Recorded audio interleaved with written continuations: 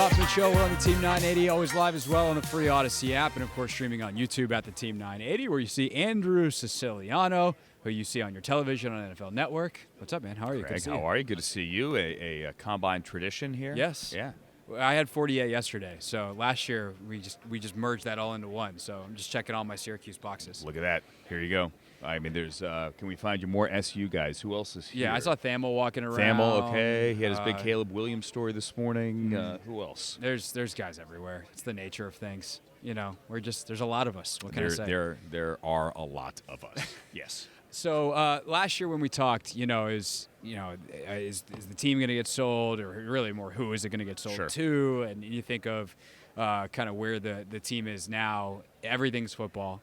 Everything's this number 2 pick. The fortunes of the franchise could not be more different, but this is a fairly important decision they have to make with what to do with number 2. As we sit here today on the end of February at the Combine, like where do you think that they head, and is there any must in your opinion, whether it's they must stay there and take a quarterback, they must do this, they must do that? Let me ask you this, and I'm not trying to answer a question with a question, but I'm going to. Okay. What would you give up to move to 1? Honestly, not much. Not much? Okay, then you're not going to move. Yeah. Then you're picking 2. I think the swings and the draft capital are more enticing. That also has to do with the risk I think that is involved in Caleb versus. What's the risk?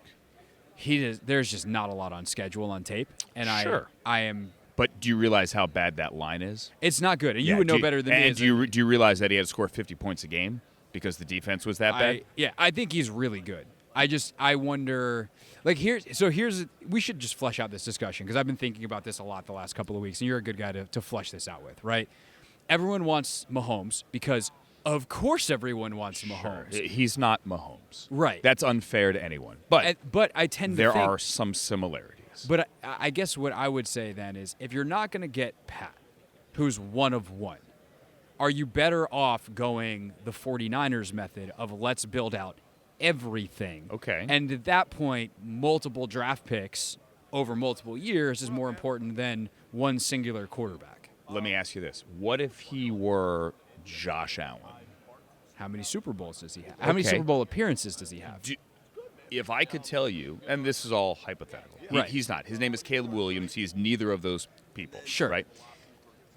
If I could tell you that you can get Josh Allen, would you make that move? Do you remember what the Bills gave up to move up to 7? I don't remember what they gave up. No, that's my point. Nobody ever remembers what it is you give up if you get the guy. And to be clear, I would take Josh Allen in a heartbeat. Exactly. You remember, everyone in Cleveland remembers what the Browns gave up for Deshaun Watson because the fan base isn't sure yet if he's the guy. Right. But they went and did that because they saw Patrick Mahomes and they saw Josh Allen and they saw Lamar Jackson and they went, we need to go get the guy. And this is who we think it is, and so we're going to go all in. If they think he's the guy, then go get him. Now, you have to have a willing participant in Chicago who's going to do it. I think the Commanders are in a, I want to say a difficult position. But, look, they're not in a bad position. No. If the answer is Drake May, I think Drake May is going to be a good quarterback. Now, there are plenty of people that go, yes, but there's a gap between him and Caleb. But is Drake May worthy of being the 2nd overall pick? Absolutely. And I think he can be a transformational piece for this franchise. And you don't have to do anything. You just sit there and you wait. And you have your extra draft capital from, Chase Young or whomever, right? And you keep building. And I guess that's the kind of the crux of this theory here is are you better hitting a B plus, let's say, in Drake May, and whatever other pieces that you would have to give up to turn that B plus into an A, and know that then there's, I don't say an undue burden, but there's a much higher burden on Caleb Williams because you don't have as many pieces to support him. It's a fascinating theoretical and hypothetical and structural conversation. I'm going to lean on my guy Daniel Jeremiah, who is the best of the best, and he will always quote Ozzie Newsome from when he worked with the Ravens, saying, hey, man, in the first round, I don't need to hit home runs. I need to keep hitting doubles. If I hit if all our first-round picks are doubles, we're going to be great. And that is great. But when you're picking a quarterback at 2, you have to hit a home run. If you don't, it sets your franchise back years and years. And I guess that's kind of years. That's kind of my thing is like if you have to hit a home run, I think Drake May can be a home run. Well, then what do you have to like? You have to hit a grand slam then if you trade up to one. Correct. Yeah. Are there enough guys on base? No, I think we've lost the analogy. It's. I think the Commanders' conversation is, oddly enough, a little bit more complex than the Bears' conversation. Everyone thinks it's like this binary choice between Fields and Caleb Williams. I don't think it is. Like, I think you could trade both. Like, I don't disagree with that. Think about like if Drake May is a home run, why don't you trade Justin Fields? I'll make up compensation, a 2 and a 5. Okay, maybe it's a 3 and a 5, and the 3 can go to a 2, something like that, and then trade 1, like move down to 2. Sure. Let's say you can get 2 1s to do that, hypothetically, and you get Drake May and that bonanza. Like to me, that's door number 3 for Ryan Poles that the fans in Chicago just aren't grasping. Now, I don't know if Ryan. It takes stones to do that. Right. It would take huge. Well, see, stones this is kind of the whole thing with all of, and Andrew Siciliano, NFL Network, is our guest. This is kind of the thing that is the crux of all of this. Is in order for one of these trades to happen, there needs to be a disagreement between the two teams involved on the value of the player that is being traded up for. Right? Because if Washington thinks that Caleb Williams is Pat, then there's almost nothing you wouldn't give up. Correct. But if Chicago thinks Caleb Williams is Pat, there's no price that you could pay. Correct. So there's got to be a disconnect somewhere. Yes. I think, now, I am firm in believing this. The Bears should trade Justin and reset the quarterback clock. Financially, organizationally, it's the only thing that makes sense. Because, and this is what people in Chicago, the fans, and listen, I love that they love Justin, and I love that they want to defend Justin, but here's what they're not getting, and I don't know if they're being asked this for this thought experiment, but if you keep Justin, okay, let's say you trade the pick, and let's say you move down to 8. It's ridiculous, but let's say Atlanta moves up, right? Right. And you go to 8, and then you're not taking a quarterback there, you're keeping Justin, you're doing whatever. Are you ready to pay him now? Right. He is entering year 4. Right. Okay, so this is the window. After year 3, you got to Which pay is, him. by the Now, way, why I don't want Washington to trade for him, even though I like Justin Fields a lot. Yes, you'd have to pay him. Right. Now, you could do what the Dolphins did. That was unique with Tua and the concussions. They punted on that, and they're heading into year 5 now. Now they're going to pay him. It worked out okay for them. But the contract begins at Daniel Jones. That's where it begins. Right. So are you ready? And by the way, you're probably not getting another unprecedented cap spike next year to make that more palatable. Right. So are you ready to pay minimum 40, realistically 45 to 50 for Justin Fields and make a 9-figure commitment, guarantee, tomorrow to Justin Fields? You could wait a year. You could. But if you're going to pass up on number 1 and keep him, I mean, you're getting married. Yeah. Right? Like, you're making the commitment. Right. Right. So are you ready to pay Justin Fields that money? And Bears fans, like, do you love him that much? And I like him. But do you love him that much that you're going to make a 9-figure guarantee? And by the way, you better than draft Marvin Harrison. Yes. And that's or Olu Fashanu or Alt Joe Alt or Romadunze, whoever it is that you like the best. Right. Harrison is the other guy that is looming over this draft that I think is interesting, and it does seem like the gap between Odunze, Harrison, and Malik Neighbors has shrunk a little bit. But if Harrison is like a generational talent, that is something that becomes harder to pass up. And I also wonder if that throws a monkey wrench, because we all just assume that it's going to be Caleb, Drake, Jaden in some order 1, 2, 3. But does someone take the leap and go, you know, it's also really good for a quarterback, a Hall of Fame receiver, and we think that Marvin Harrison is that guy? As you talk to people around the league, like, is there anyone going like, hey, don't forget about Harrison? So I think Marvin can get into the top 3 at 3 if the Patriots bring in a veteran quarterback. Wait for it, like Justin Fields. Right. Like if you're the Patriots, do you flip a 2 to the Bears and say we'll take Justin Fields, and then you don't even have to go Marvin Harrison. You can go Joe Alt at 3 if you really wanted to. Sure. Right. And that's where I think it gets interesting, is if let's say the Patriots get a veteran quarterback, don't feel the need to take a quarterback at 3, then do they stick, or are they now in the business of getting out and somebody comes up? Everyone's like, well, it's about the 4th quarterback. Like, is J.J. McCarthy the 4th quarterback? And, I can't remember. I had on one of the PFF guys, and I'm blanking, on a couple of weeks ago, who said J.J. McCarthy doesn't own the draft, but basically said J.J. McCarthy is determining this draft. Yeah. I'm like, what? And then he made the good point. So once the top 3 go, in the top 3 in all likelihood, if J.J. McCarthy is the 4th and his stock... Which we'll know by the end of the weekend. It might, yeah. Because if he goes out and runs a low 4.5s and comes in at 215 and all that and rips the ball in the drills. And if his stock keeps going up, then does someone, look, Denver, whomever, feel they need to trade up and get into the top 10 and then just mess everything up to get him?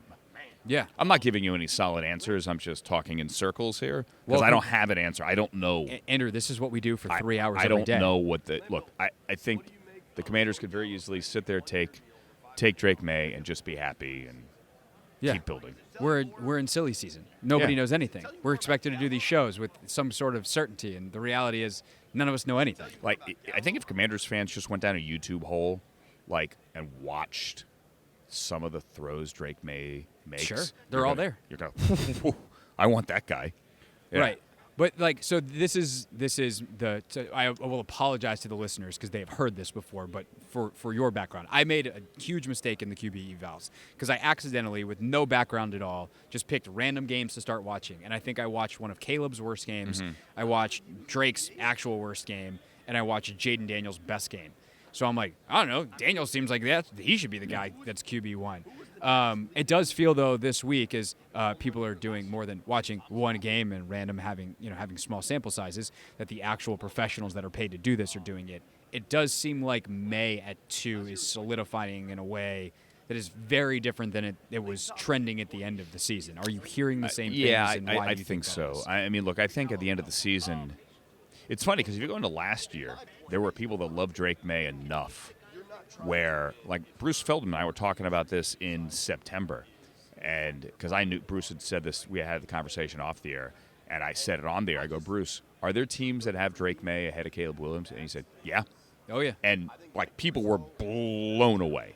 Blown away. And that was 22 tape is sick. That was in September. Now, I don't know that there are any of those teams now. And which makes no sense because Caleb seemingly took a step back this year. Right. I don't know that he did. Yeah. I don't. I mean, are they really going to knock him because he had an emotional moment with his mother in the stop it. Just people want to take look, we're in the tear down season as well. Like, go back to CJ last year. Yeah. We're in the tear down season, and I think people that want to tear Caleb down, it has nothing to do with him. I think there is some legitimate uncertainty. Great article in The Athletic today about just the process behind it. You know, I think his dad wants to break the draft. I think that's the best way to say it. And maybe this is a conversation for 10 years from now where NIL money and players have bandied together and they fight the league and say we want free agency coming out of college. Look, that we may have to cross that bridge in a decade. I think Caleb Williams' dad is a decade ahead of it, though. Nothing's going to change, and it's not like he's going to refuse to show up for the Bears. No, he's going to get, like, number 1 pick money's. It's slotted, but it's real good. Yeah, and he also was paid really well at SC the last 2 years. And that's the thing. We're drafting professionals now. Right. How do you think that is actually literally changing the draft, that reality of you're dealing with different young people than you were 5 years ago, the last 10? There's 2 things. Number 1, it changes the talent pool because plenty of players go back to school. Sure. Right? Like, there were quarterbacks that could have been in this draft that chose to go get a payday in the transfer portal. Like, hey, I might be a 4th-round pick.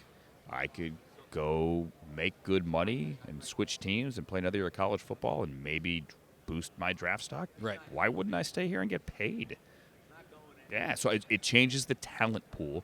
And I do think it's an interesting personality study. I think it's because you always, and DJ has said this as well, like when you're analyzing a draft prospect, you always want to ask, like, or any young person, how is this person going to handle success? How are they going to handle failure? How are they going to handle money? How are they going to handle being an adult in the real world? Well, you have more of a sample size now because, they're handling money and handling the real world. Andrew Siciliano, NFL Network, is with us. NFL Network's coverage all weekend, of course, of the Indianapolis Combine, and then it continues, your draft coverage. Funny enough, it doesn't stop in Indianapolis. No. It starts in Mobile. Yes. Famously. Well, and honestly, free agency on March 11th as well. That's the next big event on the calendar after this. So you can watch all that all the way through the draft and NFL 24/7, 365. That's why you guys exist. So I think one of the other interesting things that we're kind of running out of time on in terms of this draft is like the COVID year stuff is finally wrapping up. Yeah, you have a lot of 6-year guys. I'm sure this had to be a topic at the Senior Bowl. And you also have then the looming draft class next year, which specifically the quarterback position does not look strong. For now. How is that, which of course, yeah, right? But how is that impacting the draft this year? I joked at the Senior Bowl, it's actually the Senior Bowl. Like, they're all really old. Yeah. Not everyone, but there are a lot of 6-year guys in the Senior Bowl. Famously, Jaden Daniels, who wasn't at the Senior Bowl, but he played with Brandon Ayuk. And you've got all these guys that were in the same high school class as guys who were signing second contracts. Sam Hartman's nickname in the Notre Dame locker room was Grandpa. Right. And with that beard, he looked like the guy from the or the Just for Men commercial from the 90s, right? He looks like, Michael McDonald singing. Anyway, I digress. It is an older draft class. I think, so it used to be this thing, well, we want the 20-year-old player. Right? We're not going to draft, like, Baker Mayfield's too old. Look at Michael Penix. Look at Sam Hartman. Look at, all these older quarterbacks. Bo Nix started 61 games in college. It's crazy. So I think the league has to get over, especially when it comes to quarterback, the age thing. They have to. It's just a fact. Caleb is young. The other guys are not. I'll give you a perfect example. Sione Vaki, who is a safety at Utah. Fascinating player. He actually played both ways. He's a safety. He's also a third down back. Oh. Like, the guy scored like 10 touchdowns, ran for 600 yards, caught 40 passes, and picked off a couple of passes and made 70 tackles. Like, nice. Fascinating two-way player. Yeah. He went on a Mormon mission and then came out after 2 years. So he's a true sophomore. But with the mission, he was one of the younger players at the Senior Bowl, even though he had been in college. Or out of 4 years out of high school, you would think, no, he was one of the younger players because there were so many 6-year guys. It used to be the kid that went on the mission was the really old kid in the draft. Right. He's the young guy at the Senior Bowl. So it's changed a lot. I think teams just have to get over it. At certain skill positions, you'd prefer young, but it's just not always going to happen. Yeah. Andrew Siciliano, NFL Network. Do it again, same time, same place next year? Sure, let's do it, Craig. All right. More from Radio Row next here on The Hoffman Show.